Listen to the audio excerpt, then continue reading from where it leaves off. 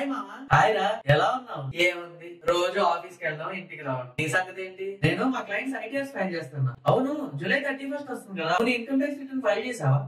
ఏంటి, నేను సంపాదించే 3 లక్షలకు కూడా ఐటీఆర్ ఫైల్ చేయాలా? అదే మరి, ఇయర్ మొత్తం కలిపి 2.5 lakhs కంటే ఎక్కువ సంపాదించే అందరూ ఐటీఆర్ కంపల్సరీగా ఫైల్ చేయాలి.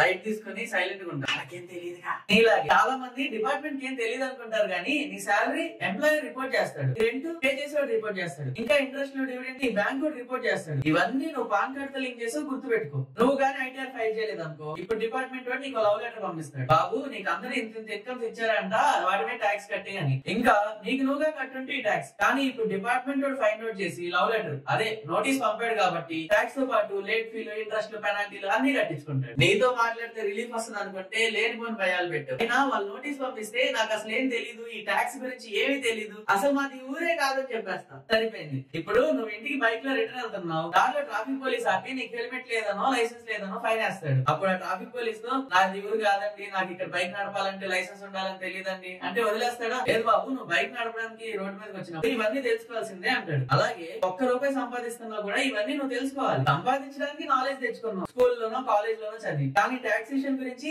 ఏ నాలెడ్జ్ తెచ్చుకోలేదు. నిజమేనా? ఐటీఆర్ ఎలా ఫైల్ చేయాలి చెప్తే నేను ఫైల్ చేసుకుంటాను. ఇప్పటికి రియలైజ్ అయ్యాం, నీకు ఐటీఆర్ ఎలా ఫైల్ చేసుకోవాలో 5 సింపుల్ స్టెప్స్ లో చూపిస్తా. ఈ 5 minutes అయ్యేసరికి ఏంటి ఐటీఆర్ ఫైల్ చేయడం ఇంత సింపుల్ అని నువ్వే షాక్ అవుతావు. ఆ 5 స్టెప్స్ మీ మొబైల్ లోకి వచ్చేయాలంటే ఛానల్ ఇప్పుడే ఫాలో కొట్టి రీవిజిట్ చేయండి. లేట్ చేయకుండా 2 days లో మీకు మీరు సొంతగా ఐటీఆర్ ఎలా ఫైల్ చేసుకోవాలో నేను నేర్పిస్తాను.